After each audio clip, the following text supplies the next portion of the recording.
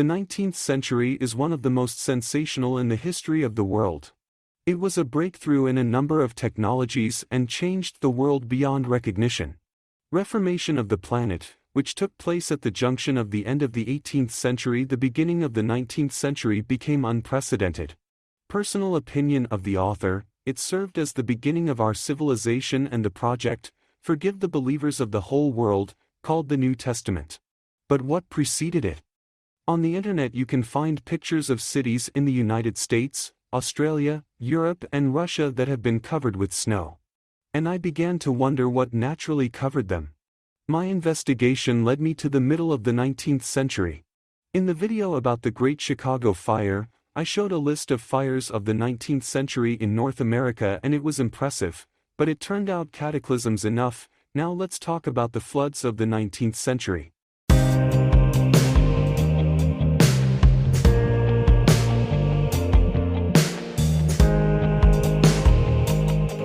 The first flood that caught my attention was the Great Flood of 1862.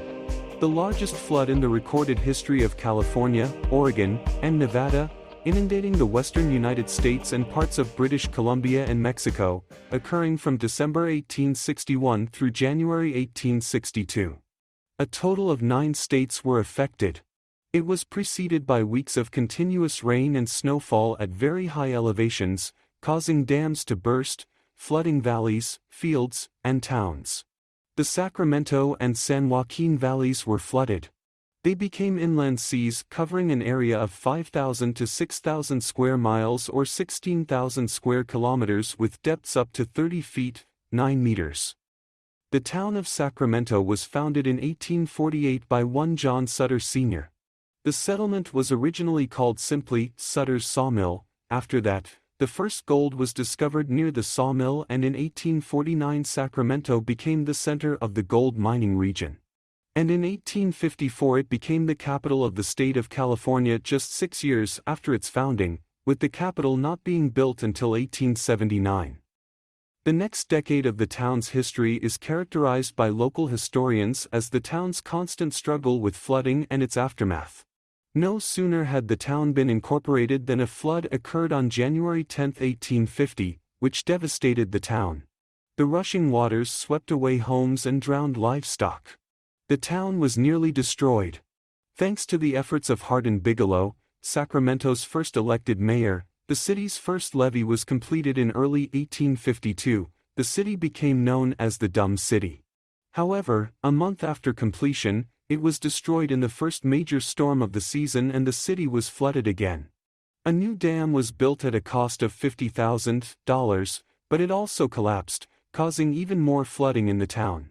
Between October and December 1850, Sacramento was struck by a cholera epidemic that killed thousands of residents. Up to 80% of the population fled the city. On November 2, 1852, a fire. That fire again, known as the Great Fire, burned over 80% of the structures in the city. Within a month of just a month 761 structures were rebuilt, 761 structures. How? Can you tell me how it was built? The city of New Orleans still hasn't been rebuilt, and it took a month to rebuild, and I forgot, they must have been preparing for metropolitan life. As historians write, thanks to the gold rush, the town had 6,820 residents in the early 1850s and the population doubled over the next decade. As the saying goes, everyone wanted to try their luck. The situation is the same as in Chicago after the fire. The city is destroyed, but everyone goes there, because there is nowhere else to live. From December 1861 to January 1862, the Great Flood occurred, which inundated the entire Sacramento Valley and with it 9 other states.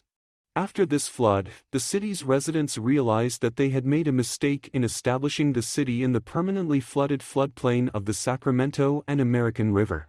They did not even want to consider the option of settling on higher ground, because it was too easy a path for proud Americans. In 1864, the people of Sacramento got together, laced up their shoes and began to raise the city evenly and raise 25 feet or 7 meters, that's 1 or 2 floors. Thus came the legendary Sacramento dungeons, which later became a historic landmark in the city. Now they conduct excursions here and tell tourists a false history. Another example of incredible history takes place on the coast of San Francisco Bay, and this is the famous city of San Francisco. Interestingly, few people know that this city was built on an unusual foundation, on ships. Let me tell you this fascinating story. The historic financial zone of the city, as you know, used to be a sea bay called Yerba Buena, on which real ships stood. At the height of the California Gold Rush, from December 1849 to June 1851, San Francisco experienced a series of 7 severe fires, of which the last 6th was the most destructive. In terms of property value, it caused 3 times as much damage as the next most destructive of the 7 fires. At about 11:00 p.m. on the night of May 3, 1851, a fire broke out in a paint and upholstery store above a hotel on the south side of Portsmouth Square in San Francisco. The fire, which was visible for miles from the sea, lasted about 10 hours and eventually spread to at least 18 blocks of the main business district, an area 3/4 of a mile long and 1/3 of a mile wide. Before it could be stopped by reaching the waterfront, a total of about 2,000 buildings burned, amounting, by some estimates, to 3/4 of the city. In 1872, during the demolition of the Hotel Niantic, and at a depth of 22 feet or 7 meters from the surface of the earth, the wooden hull of the ship was discovered. Its length was an impressive 118 feet, 36 meters. However, what was immediately striking was the condition of the ship. It was charred, just like other ships found later, as a result of a fire in 1851. It was then filled in and a stone building was built over it. The San Francisco Maritime National Historical Park has created a map of these buried ships, which is constantly being updated with new finds. In 1890, a ship was discovered in what is now the Chicago Hotel. And in 1921, the ship Euphemia was discovered while digging an excavation for the Federal Reserve Bank building. It was at a depth of 26 feet or 8 meters. In a newspaper article at the time about the discovery, it was written that there were many buried ships in the area. In 1925, the ship Apollo was discovered at the corner of Sacramento and Battery Streets. It was 121 feet or 37 meters long. In 1967, construction of the subway began in the area of the buried ships. Here's what the newspapers said at the time. The subway excavations were rich in buried ships and other memorabilia, revealing a fascinating glimpse of 19th-century San Francisco, when the parts of Market Street and the Embarcadero that are now buried were still an open harbor. In 1994, subway tunnelers walked through the hull of a ship that was at least 196 feet, 60 meters, long. It was located near the ferry building Ferry Terminal. In September 2001, during construction of an 11-story hotel, the General Harrison was discovered. It was never dug up. Today, its outline is scrawled on the sidewalk above where the ship rests. Naval historian James Delgado, who has written a book on San Francisco's buried ships, believes there could be as much as 100 ships buried beneath the center of the city. During the construction of various projects, builders are bound to encounter and continue to discover the remains of sunken ships. But how did they all end up underground? To begin with, let's familiarize ourselves with the official version of San Francisco. According to the official story, the Spanish expedition arrived at this place in 1774 and founded a settlement with the same name as the Bay Yerba Buena. And up to the middle of the 19th century, only a few hundred people lived here. But in 1848 the settlement of Yerba Buena was renamed San Francisco. The city and all of California became officially American, thanks to the Treaty of Guadalupe Hidalgo, which ended the American-Mexican War. According to official statistics, in 1848 there were only 1,000 people living here, and then there was an explosive growth in population.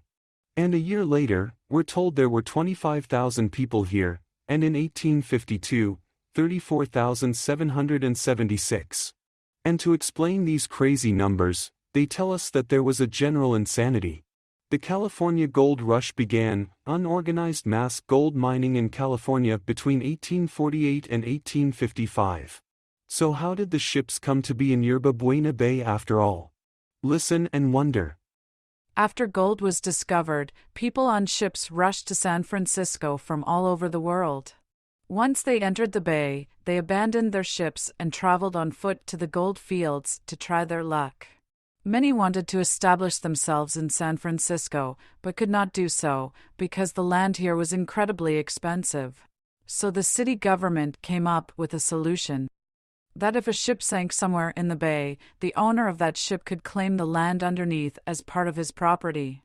So, people with their minds blurred by the gold rush sank their ships and filled them with earth.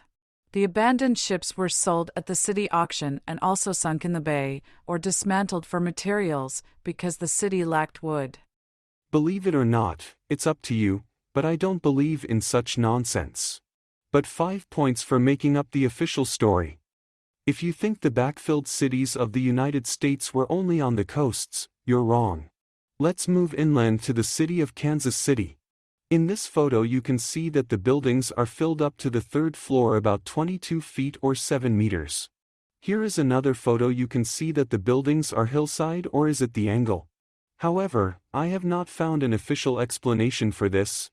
Maybe you, my viewers, can help me and find one. From 1860 to 1870 the population of the city grew 8 times. Once again 8 times, and this in the midst of the so-called Civil War. Surprisingly similar growth boom to Sacramento and San Francisco, only there was no gold rush here, or history is not telling us something and confusing us. I only looked at 3 cities in this video, but there are many more cities in the US that have been backfilled. There's Seattle, Independence, Iowa State, Chattanooga, Tennessee, and many others. And all over the world the list of cities is endless. But for some reason historians do not unite these events into a single tragedy of the world of the 19th century. All this leads to certain thoughts and assumptions that these fires, floods and earthquakes tried to hide the destruction of cities and multimillion population. Whether it was bombardment by meteorites, nuclear, tectonic weapons, or some other exotic weapon of great power is unclear. We can conclude that in many places the previous civilization was first burned, and then the traces of their crimes were covered with clay and sand. Subscribe to the channel. Be active. Share the video with your friends. Thank you all, and see you next videos.